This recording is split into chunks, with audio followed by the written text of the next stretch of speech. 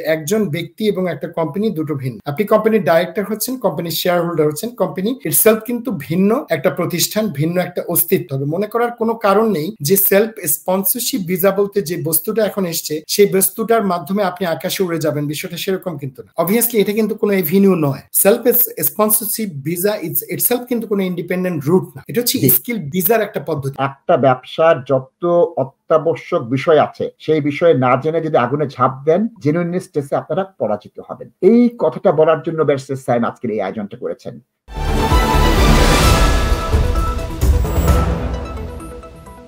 আমাদের কমেন্টটা দিবেন, কমেন্ট প্লিজ। জেসমিন সালাম জানিয়েছি। ওয়ালাইকুম আসসালাম। আমি স্কিলড ওয়ার্কার ভিসা আছি, আমি নিজেকে সেলফ স্পন্সরশিপ করতে সুইচ করতে চাচ্ছি কোনো একটা শপ কিনে, এটা কিভাবে পসিবল, আর আসলে এটার মাধ্যমে কি আইএলআর পসিবল? আমি শেষ থেকে শুরু করি।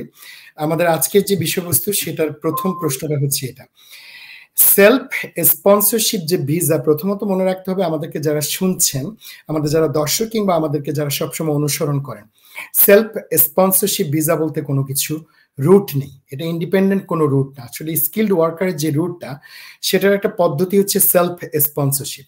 তো আপনি ইতোমধ্যে একটা ইঙ্গিত দিয়ে দিয়েছেন যে আপনি একটা দোকান কিনে যদি করতে চান সেটা সম্ভব কিনা। হ্যাঁ, সম্ভব। আমি বলছি যে এই রুটটাতে স্কিলড ওয়ার্কার রুটে আপনি সেলফ স্পন্সরশিপের মাধ্যমেও স্কিলড ওয়ার্কার রুটে 5 বছর থেকে আপনি আইএলআর পাবেন, এতে কোনো সমস্যা নেই। এখন বিষয়টা হচ্ছে কি, আসলে একটা কোম্পানি প্রতিষ্ঠা করা, কোম্পানির ডাইরেক্টর হওয়া, শেয়ার নেওয়া, এই বিষয়গুলো যখন নিজে করে, কোম্পানি ইটসেলফ একটা আলাদা এন্টিটি। মনে রাখতে হবে একজন ব্যক্তি এবং একটা কোম্পানি দুটো ভিন্ন। আপনি কোম্পানির ডাইরেক্টর হচ্ছেন, কোম্পানির শেয়ার হোল্ডার হচ্ছেন, কোম্পানি ইটসেলফ কিন্তু ভিন্ন একটা প্রতিষ্ঠান, ভিন্ন একটা অস্তিত্ব। সেই অস্তিত্ব আপনাকে স্পন্সর করছে, কিন্তু সেটার মূলত আপনার বিনিয়োগকারী হচ্ছেন আপনি নিজে, ডাইরেক্টর হচ্ছেন আপনি নিজে। তখন আপনার ওই কোম্পানিটা স্কিলড ওয়ার্কারের অন্যদের ক্ষেত্রে যা করতে হয় তাই করবে। ওই কোম্পানিটি এস্টাবলিশড হওয়ার পর লাইসেন্সের জন্য আবেদন করবে, কসের জন্য আবেদন করবে, আপনাকে এমপ্লয় করবে। এখানে সকল বিষয়গুলো আপনাকে স্কিলড ওয়ার্কার যেভাবে ফুলফিল করতে হয় ঠিক সেভাবে ফুলফিল করতে হবে। মনে করার কোনো কারণ নেই যে সেলফ স্পন্সরশিপ ভিসা বলতে যে বস্তুটা এখন এসছে সেই বস্তুটার মাধ্যমে আপনি আকাশে উড়ে যাবেন, বিষয়টা সেরকম কিন্তু না। আপনাকে প্রয়োজনীয় সমস্ত নিয়মগুলো মেনে যথাযথ উপাদানগুলো প্রয়োগ করে কিন্তু আপনাকে এই রুটটাতে এগোতে হবে। তো সেক্ষেত্রে ধরেন আপনি কোম্পানি এস্টাবলিশ করেন, এটা বড় কোনো ঘটনা না। ডাইরেক্টর হলেন, বড় কোনো ঘটনা না। আপনি শেয়ার হোল্ডার হন, বড় কোনো ঘটনা, কারণ এখানে এমন কোনো সুনির্দিষ্ট অ্যামাউন্ট নেই যে অ্যামাউন্টটা আপনাকে বিনিয়োগ করতে হবে। বিষয়টা হচ্ছে যে জেনুইন বিজনেসটা জেনুইন কিনা এটা কিন্তু আপনাকে প্রমাণ করতে হবে। এই বিজনেসটা আপনাকে কন্টিনিউ করতে হবে জেনুইন বিজনেস হিসেবে। সুতরাং একটা জেনুইন বিজনেসের যা কিছু দরকার হয় লাইসেন্স পাওয়ার ক্ষেত্রে আপনাকে সেটা পেতে হবে। এরপর জেনুইন এমপ্লয়মেন্টেরও প্রশ্ন আছে, এমপ্লয়মেন্ট ইটসেলফ জেনুইন কিনা, এবং টাকা পাওয়ার, বেতন পাওয়ার যে পদ্ধতিগুলো কোনোটা থেকেই কিন্তু আপনি মাপ পেয়ে যাবেন না। সুতরাং ওই সমস্ত বিষয়গুলো যদি আপনি ফুলফিল করেন তাহলে হ্যাঁ, এই পদ্ধতিতে আপনি সামনের দিকে এগোতে পারেন, স্কিলড ওয়ার্কার হতে পারেন আপনার নিজস্ব কোম্পানিতে এবং পরবর্তীতে আইএলআর পেতে পারেন। আমি ব্যারিস্টার সাইমের সাথে একটু যোগ করছি, সেই জিনিসটা কি হচ্ছে আপনার ক্ষেত্রে একটু বেশি করে দেখবে হোম অফিস যে এইখানে কোনো অর্থনৈতিক কারসাজি আছে কিনা, শুধুমাত্র নিজেকে ইকোনমিক মাইগ্রেন্ট হিসেবে এস্টাবলিশ করার চেষ্টা হচ্ছে কি না। এই সরকার বরংবার কি বলেছে যে এই দেশে বিগত 15-20 বছরে এইচএসএমপি, টায়ার 1 জেনারেল, টায়ার 1 এন্টারপ্রেনার, ইনভেস্টারে প্রকৃত ইনভেস্টর আসেননি, তস্কর প্রতারক এসে আইএলআর করেছে, বেনিফিটে চলে গিয়েছে, ইকোনমিক মাইগ্রেন্ট। রাশিয়া থেকে মানি লন্ডারিং করে আইদার অলিগার্ক, অস্ত্র ব্যবসায়ী অথবা রাষ্ট্রের চুরি করা টাকা, বাংলাদেশের জন্য প্রযোজ্য, ভারতের জন্য প্রযোজ্য, পৃথিবীর অন্য রাষ্ট্র থেকে প্রযোজ্য, রাষ্ট্রীয় চুরি করে টাকা নিয়ে আসছে এবং এখানে তো প্রকাশ পেয়েছে রাষ্ট্রীয় টাকা কিভাবে চুরি করে শত শত বাড়ি কিনেছে। সুতরাং সরকার এখন অনেক সন্দিহান থাকবে, তারা কিন্তু তারপরে টাকা ঢুকাতে দিবে। রাশিয়া থেকে 15 বছর ওয়ার্নিং দেওয়ার পর তারা টাকা বন্ধ করেনি। সুতরাং কি করবে, 2-4 জনকে আটকাবে, আটকে বলবে কি এরা দায়ী, এরা দুষ্ট। সুতরাং ওই বিষয়টা হবে এবং জেনুইননেস টেস্ট নেবে, কিন্তু এখানে আপনি মনে রাখবেন স্পন্সরশিপ লাইসেন্স যখন আবেদন করে জেনুইননেস টেস্ট নেবে। আপনাকে যে প্রশ্ন করবে, ব্যারিস্টার স্যার অত্যন্ত সুন্দর করে বলে দিয়েছেন, তিনি আপনাকে বলে দিবেন কি কি প্রশ্ন করবে, প্রস্তুত হবেন না। আপনার কিন্তু যে জবটা আপনি আপনার কোম্পানিতেই করবেন সেটার জন্য প্রয়োজনীয় কোয়ালিফিকেশনস, স্কিলস, এক্সপেরিয়েন্স লাগবে। এখানে নাশিদ ভাই কিন্তু চমৎকার করে বলে দিচ্ছেন যে জেনুইননেস টেস্টটা, এই যে পদ্ধতিটা এখন নতুন শুরু হয়েছে, যদিও আমরা বলছি যে অবভিয়াসলি এটা কিন্তু কোনো এভিনিউ নয়, সেলফ স্পন্সরশিপ ভিসা ইটসেলফ কিন্তু কোনো ইন্ডিপেন্ডেন্ট রুট না, এটা হচ্ছে স্কিল ভিসার একটা পদ্ধতি। আপনি যখন এটা প্রয়োগ করতে যাবেন, প্রয়োগ যখন করতে যাবেন তখন কিন্তু আপনার ভিগোরাস কমপ্লায়েন্স প্রসিজিওরের মধ্যে যাবে। আপনি প্রথম দিকটাতে দেখবেন বেশ কিছু ভিসা হয়ে যাচ্ছে, এরপর কিন্তু ধরাধরিটা শুরু হয়ে যাবে। কারণ গণহারে যখন আপনি দেখবেন যে একটা প্রতিষ্ঠান, একটা কোম্পানি কেনাবেচা হচ্ছে, তারপরে হচ্ছে ডাইরেক্টরশিপ কেনাবেচা হচ্ছে, ব্রিটিশ সিটিজেনকে ইনভলভ করা হচ্ছে, তখন জায়গাটাতে কিন্তু মনিটরিং কিন্তু হবে, স্ক্রুটিনাইজ হবে। আপনাকে মনে রাখতে হবে যে আপনি কোম্পানি খুলে ফেলেন তাহলেই হবে না, আপনার অন্যান্য রিকোয়ারমেন্টস ফুলফিল ব্যাপার আছে। এখন একজন স্টুডেন্ট যে লেখাপড়া করেনি, এখন সে কিভাবে পরবর্তীতে স্কিলড ওয়ার্কার হবে?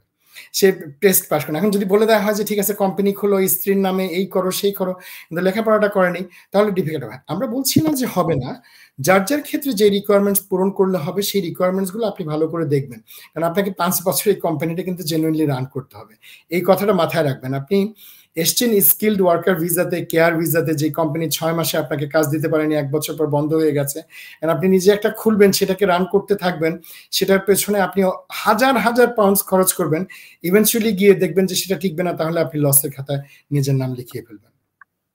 আমি আরেকটা সতর্কতা বলছি, আপনি যখন স্কিল ওয়ার্কার রুটে যাবেন একজন স্পন্সর তার আন্ডারে, তখন কি হবে, আপনার জেনুইন টেস্ট একবার হবে, এখানে 3 বার হবে। কিভাবে করে? আপনাকে HMW জেনুইন টেস্ট করতে পারে, আপনাকে স্পন্সর লাইসেন্স অ্যাপ্লিকেশন প্রসেসে জেনুইন টেস্ট হতে পারে, এবং ওটা হওয়ার পর যখন আপনি আবার ভিসা সুইচ করবেন তখন জেনুইন টেস্ট হতে পারে। একবার নয়, 3 বার। এইখানে কিন্তু এই প্রসেসগুলোকে আপনাকে তস্কর পত্রটা বলবে না, এই প্রসেসে আপনার কি প্রশ্ন হতে পারে সেই জিনিসগুলো বলবে না।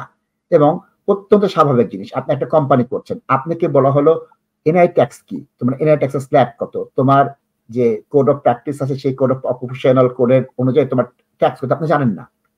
সেক্ষেত্রে তুমি একটা ব্যবসা করতে যাচ্ছ, সেই ব্যবসায় তুমি নিজেকে স্পন্সর করবা এবং তোমার কত ট্যাক্স হবে তুমি জানবা না, অটোমেটিক্যালি আপনি জেনুইন থাকবেন না।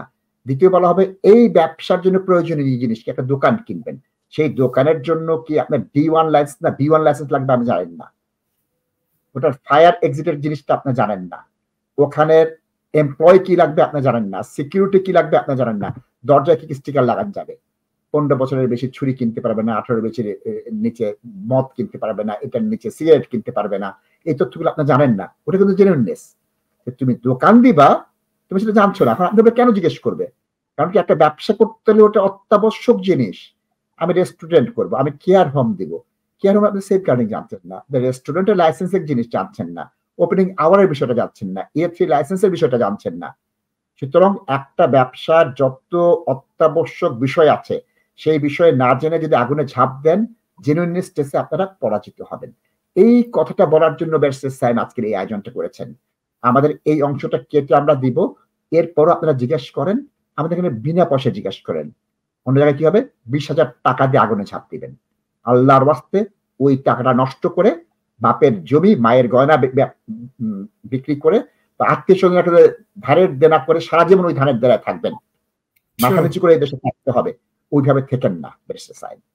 দেখুন, কোম্পানিজ হাউসে একটা কোম্পানি খোলা এটা কোনো বড় বিষয় না, ইউকেতে থেকেও করতে পারেন, বাইরে থেকেও করতে পারেন। আপনি একটা কোম্পানি খুলবার পর আপনি লাইসেন্স পাওয়ার জন্য যে সমস্ত শর্তাবলী পূরণ করতে হবে সেই জায়গাটা তো আপনার সঠিক থাকতে হবে, এবং সেটার জন্য যদি আপনি হাজার হাজার পাউন্ডস কাউকে দেন, ইভেন্চুয়ালি তারা সেটা টেকাতে পারবে না, যদি না এটা জেনুইন হয়। আমরা আবারও বলছি, আমরা আপনাদেরকে ডিসকারেজ করবো না কোনো বিষয় যেটা লফুল, আপনারা অবশ্যই করবেন যেটা আপনারা পারবেন, জেনুইনলি পারবেন, কিন্তু শুধুমাত্র পয়সা খরচ করে আপনি ইভেন্চুয়ালি একটা কোম্পানি 5 বছর টিকিয়ে রেখে ILR পাবেন, বিষয়টা এমনটা হবে না। এবং আপনাকে এটাও মনে রাখতে হবে, স্কিলড ওয়ার্কার হিসেবে আপনার অন্যান্য শর্ত, যেমন ইংরেজি শর্তটাও পূরণ করতে হবে, মেইনটেনেন্সের শর্ত পূরণ করতে হবে।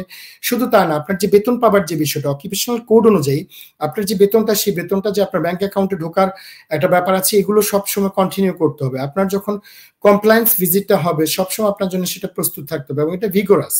এখানে তো আপনি যদি মনে করেন যে আমি শুধু একটা কোম্পানি খুলে ফেললাম, কাউকে একটা দায়িত্ব দিলাম, তারা আমার কাছ থেকে 20-30 হাজার টাকা নিল এবং বলে দিল যে আগামী 5 বছর আমরা লুক আফটার করবো, এত সহজ না। এবং আমরা অবশ্যই এইসব বিষয়ে আপনাদেরকে উৎসাহিত করব না যে আপনারা কারো অধীনে থেকে কেবলমাত্র নামমাত্র ওখানে জড়িয়ে আপনারা ভবিষ্যতে ILR এর স্বপ্ন দেখবেন, সেই স্বপ্ন ধূলিসাৎ হয়ে যাবে। আমরা আবারও বলছি, আমরা কারো বিরুদ্ধে না, এবং আমরা আপনাদের স্বপ্ন চুরমার করতে চাই না যদি সেটা জেনুইনলি হয়। যেমন একজন জিজ্ঞেস করেছে আমরা একটা শপের মাধ্যমে, হ্যাঁ আপনি শপের মাধ্যমে করতে পারবেন, এখানে কোনো রিকোয়ারমেন্ট নেই যে আপনাকে এটা করতে হবে বা ওই ধরনের স্কিল লেভেলে কোনো কাজের অপশন খুঁজে বের করতে হবে, সেটা কিন্তু না। যে কোনো কিছু আপনি করতে পারেন অ্যাজ লং অ্যাজ সেটা জেনুইন, অ্যাজ লং অ্যাজ আপনার একটা লাইসেন্স পাওয়ার জন্য যা যা রিকোয়ারমেন্টস ফুলফিল করতে হয়। হ্যাঁ অনেক সময় আরো একটা কথা বলি যে লাইসেন্স পাওয়ার জন্য আপনি শর্তগুলো আপাত দৃষ্টিতে পূরণ করেই ফেললেন এবং আপনি লাইসেন্স পেলেন, কস্ট ইস্যু হলো, কিন্তু পরবর্তীতে আপনি বিজনেসটা সঠিকভাবে রান করছেন না, তাহলে কিন্তু আপনাকে ঝুঁকির মধ্যে অলওয়েজ থাকতেই হবে। এবং এই ঝুঁকির মধ্যে যদি আপনি থাকেন তাহলে পরে ইভেনচুয়ালি আপনি কিন্তু ক্ষতিগ্রস্ত হবেন। এখনটা যেমনটা কেয়ার সেক্টরে ধস নেমে বুঝতে পারছে সবাই কত বড় ভুল করেছে, 30-40 লক্ষ টাকা খরচ করে এসে এখন রাস্তায় ঘুরে বেড়াচ্ছে, অ্যাসাইলাম ছাড়া আর কোনো পদ্ধতি থাকছে না। সেই জায়গাটা তো বাংলাদেশ হাই কমিশন চুক্তি করে ফেলেছি কিভাবে ঝাঁকে ঝাঁকে বাংলাদেশে পাঠিয়ে দেওয়া যাবে। তো ইভেনচুয়ালি কি দাঁড়াচ্ছে দেখেন, আমরা কিন্তু অন্ধকারের মধ্যে পর্যবেসিত হচ্ছি, তাই না? তো এই জায়গাটা যেন নতুন করে সৃষ্টি না হয় সেজন্য অনুষ্ঠানটা আমরা করছি। আপনারা চেষ্টা করবেন ভালো আইনজীবীদের সাথে পরামর্শ করে যে আসলে বিষয়টা কি কি রিকোয়ারমেন্টস আছে, কিভাবে আপনি 5 বছর কন্টিনিউ করতে পারছেন জেনুইনলি একটা বিজনেসের মাধ্যমে, সেই বিষয়গুলো জেনে তারপর আপনি এই পথে পা বাড়ান। আর যদি সেটা আপনি না করেন আবারও আগের মতো আপনি ক্ষতিগ্রস্ত হবেন, ইভেনচুয়ালি কিন্তু আপনার আম যাবে, ছালা যাবে এবং তার সাথে আটিও চলে যাবে।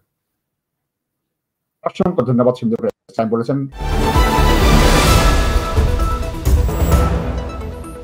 Are you a first-time property buyer? Are you a homeowner looking to raise funds from your property? Are you looking for better mortgage deals? Look no further. Binaco Financial Services is the answer. From residential mortgage to commercial mortgage, Islamic mortgage, or limited company mortgage, we provide mortgage services that best suit your needs. Let us help you to find the right mortgage for you. Call us today on 0208-050-2478 for a better future awaits you. Binaco Financial Services Limited is directly authorized and regulated by the Financial Conduct Authority.